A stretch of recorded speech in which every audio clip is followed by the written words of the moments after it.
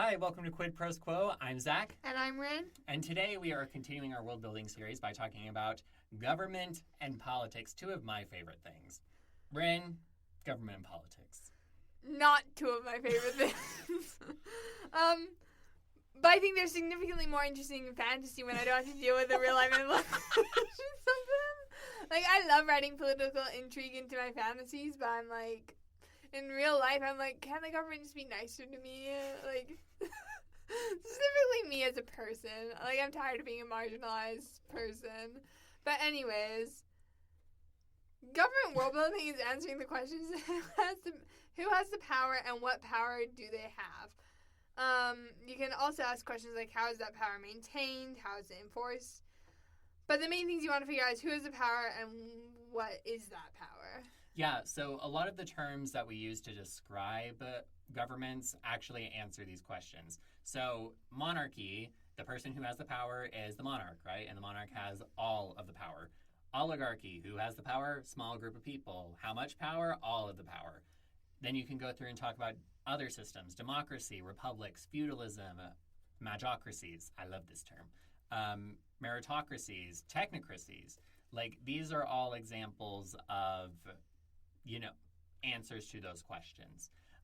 And they also imply certain things about the cultures that arise from these governmental structures. So I want to give two examples. The first one is from the United States government, because this is what I teach about. And the other is a fictional example from my short story, which is forthcoming and will probably have been published by the time this actually comes out, which is the civilization of Almaraz. So, in the United States, we have a federal democratic republic. So who has the power? Well, it's spread out, right? No one person has all of the power. The citizens hold some power, local governments hold some power, states hold some power, and then once you get into the nation's power is split up into Congress, the courts, and the presidency. Those are your three branches of government. We're going back to Schoolhouse Rock, y'all, right? When we're talking about what power do they have, each group has different powers that they have. For citizens, they have the power to vote, and in some states, they have the power to propose ballot measures. So the fancy word for this is referendum, or recall, or ballot initiatives. Like, those are all things that citizens can do inside of certain states. Local government has powers over housing policy. So, like, the people who are deciding whether you can build an apartment complex on this particular block, that's not the folks living, thousands of miles away. Those are the people inside of your city. Housing, police and fire departments, garbage collection, electricity and water, education, all of those things are mainly decided at the local level. With the states, you start getting a little bit bigger. You have healthcare, you have state-level laws, and you also, inside the United States, states are in charge of elections. So they're in charge of making sure that elections proceed smoothly and in doing their part for federal election. Congress has the ability to write laws, amongst other things. If you're interested in all the things that Congress does, might I recommend Article 1 of the U.S. Constitution. It's all in there. The executive, that's the president and all the executive departments, right? Mm-hmm. They direct the military, the enforcement of the laws, attorney general, all that fun stuff. The courts interpret the law. They've been in the news a lot recently, and they tend to be in the news during the summertime because that's when all of their big decisions come out. But you have all of these different groups, and they all have different kinds of power. And that shows something about the society that grows up inside of the United States. And it talks about, and it shows how particular cultural facets arise from that, or can be allowed to arise from that. This is very different than, say, the governmental structure in Britain, where you have a parliamentary system where political parties hold a lot of power. I mean, they hold a lot of power inside of the United States, but structurally, as far as the Constitution is concerned, there's no such thing as a party, right? Yeah. Over there, you have the House of Lords and the House of Commons. the contours are different. And so the culture is also different, arising from that. Yeah, I should have thought to prep this more before the episode, but as you're talking this, I'm like, we should also be talking about revolutions more, which we touched on a little bit in the last episode. Mm-hmm. But I'm just thinking, like, so rebels and revolutions are such a hot topic in fantasy right now, and I feel like they have been since the Hunger Games came out. But, like, I'm just thinking about, like, maybe we need to do an extended episode on this, is like how to write a good fantasy rebellion. Mm-hmm. And you can bring your government expertise. And I can bring my love of the enemies to lovers trope. Lovely. Excellent.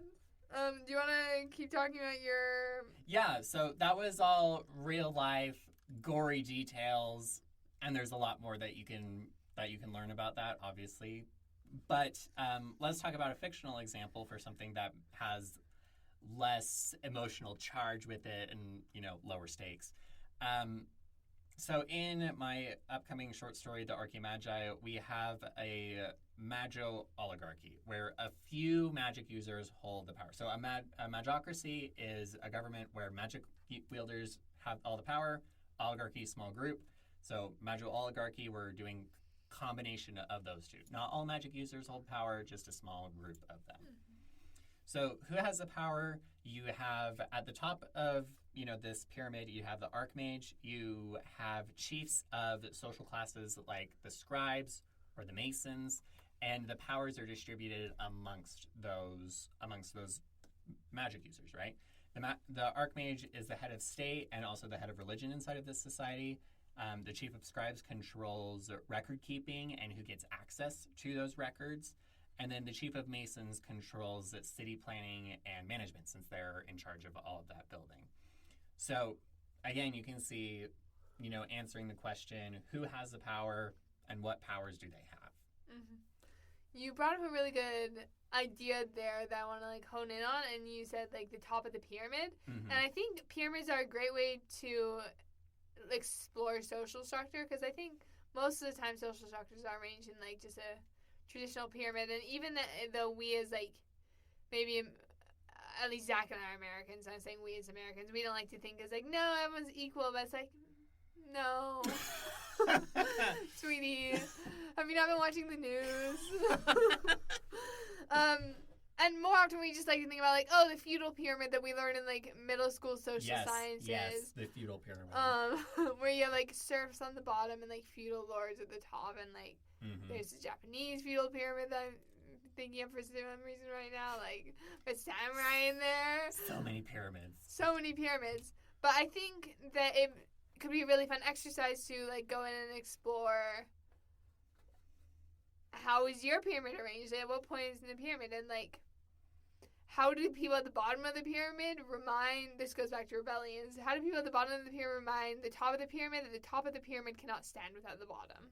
Yeah, because you think about, this is not consent of the governed, but if you have riots inside of a feudal society, mm-hmm. you're going the ruler has to make some changes in order to quell the riots, kind of thing. Yeah, exactly. So, anyways, apparently I'm just thinking a lot about rebellions today. Hey, we'll just need to do an episode. Yeah, I think we should do an episode. Zach has done a great job leading this episode. Props to him. We talked about world building government, and our main questions were who has the power and what power do they have. We listed some examples of governments, and Zach, as I said, smashed it with his examples of the real life U.S. government and with his forthcoming story, the Archimagi. Did I say that right? Perfect.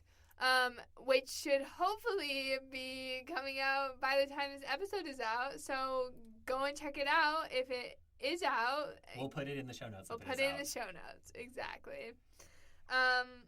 This has been Quid Pros Quo. Thank you so much for tuning in. We'll see you next week. Quid Pros Quo is hosted by DC Winters and CK Jensen. If you like this episode, be sure to leave us a rating. And if you'd like to contact us, you can email us at quidprosquo@gmail.com. For more episodes, check us out on Spotify, Apple Podcasts, or wherever else you get your podcasts.